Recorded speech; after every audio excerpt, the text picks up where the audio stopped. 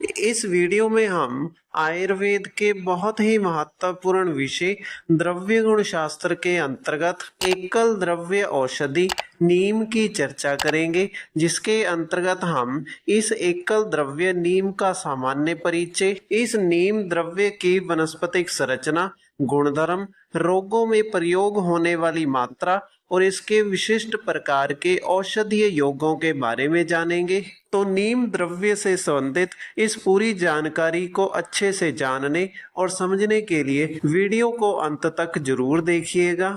तो नीम एकल द्रव्य की व्याख्या में सबसे पहला हेडिंग इसके सामान्य परिचय का लिखा है, जिसकी व्याख्या में नीम के अलग अलग भाषाओं में वर्णित नाम लिखे गए हैं, जिसके अनुसार संस्कृत में इसे निम्ब, पिच्चूमर्द, अरिष्ट और हिंग निर्यास के नाम से लिखा गया है। तो अब इन नीम के लिखे गए संस्कृत के नामों का अर्थ जान लेते हैं। शरीर के स्वास्थ्य को बढ़ाने के कारण इसे निम्ब कहा जाता है। कुष्ठ रोग को नष्ट करने के कारण इसे पिच्चूमर्द कहा जाता है। ऐसी औषधि जिसके सेवन से शरीर को कोई भी हानि ना हो, इसलिए इसे अरिष्ट कहा जाता है।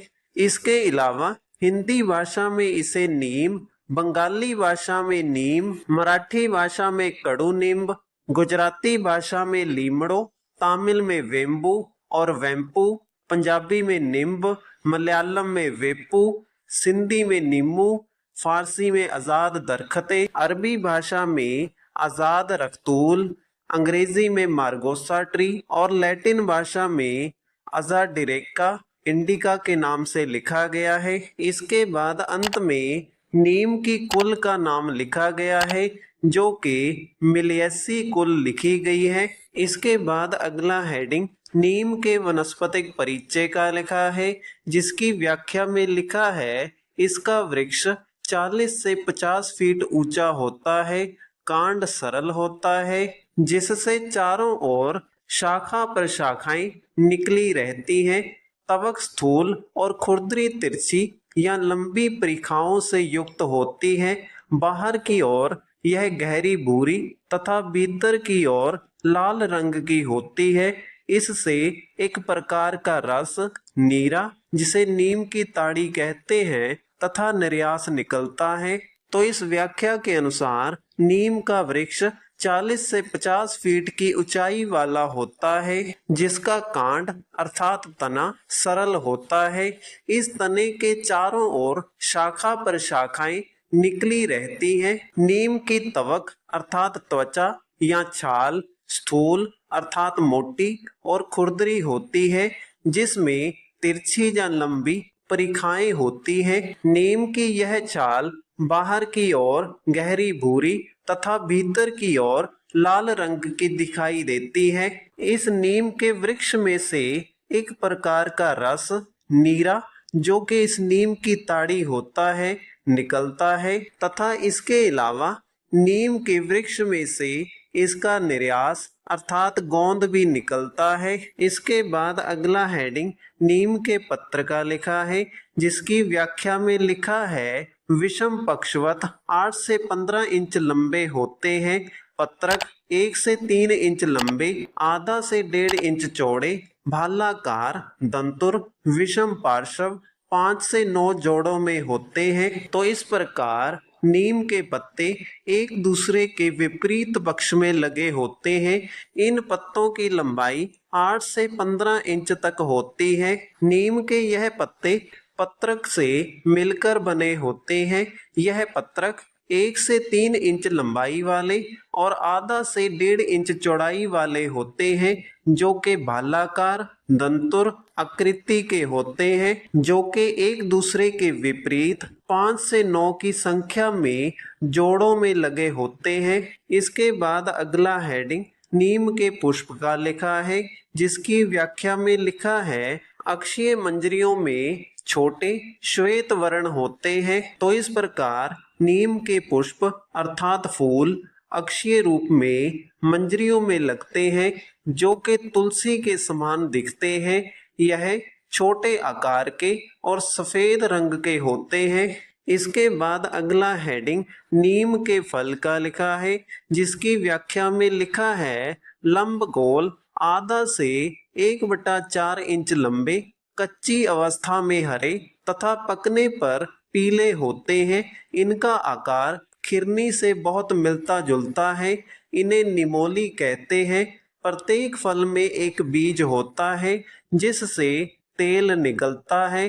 पतझड़ में इसकी पत्तियां झड़ जाती हैं और वसंत में ताम्र लोहित पल्लव निकलते हैं।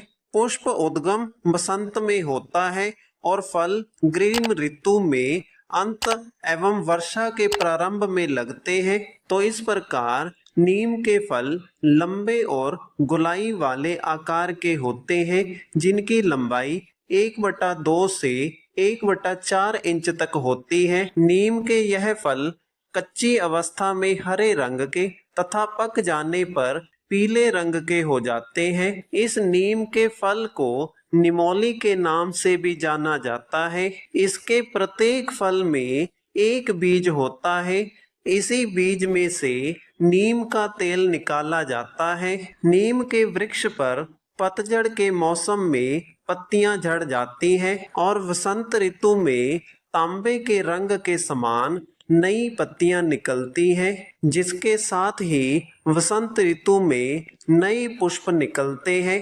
जिसके बाद नीम के फल गर्मियों के अंत और वर्षा ऋतु के आरंभ में लग जाते हैं। इसके बाद अगला हेडिंग नीम के रासायनिक संगठन का लिखा है, जिसकी व्याख्या में लिखा है छाल में निम्बिन, निम्बेनिन, निम्बेडिन 0.4%, निम्बोस्टेरॉल, उड़नशील तेल, टैनिन और मार्गोसिन नामक एक तिक्त घटक होता है। निम्ब नीरा में स्वतंत्र एमिनो एसिड होते हैं।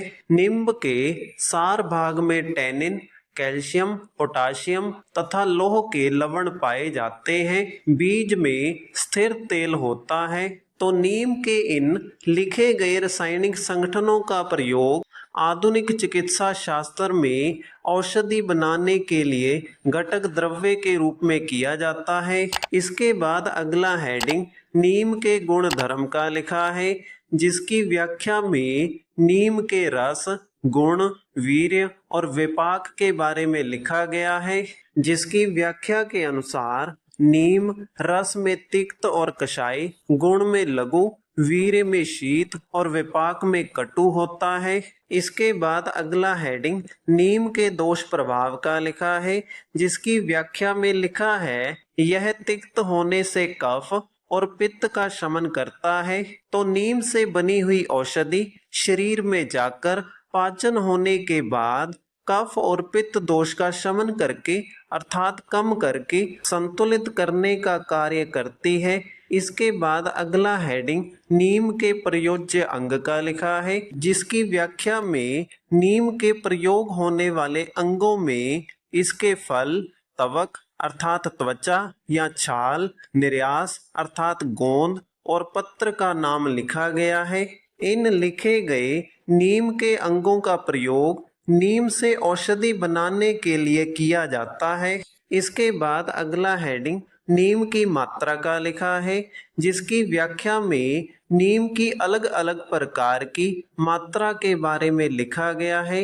जिसके अनुसार नीम के तवक चूर्ण अर्थात छाल के चूर्ण की मात्रा 2 से 4 ग्राम, पत्र स्वरस की मात्रा 10 से 20 मिलीलीटर और नीम के तेल की मात्रा 5 से 10 बूंद लिखी गई है।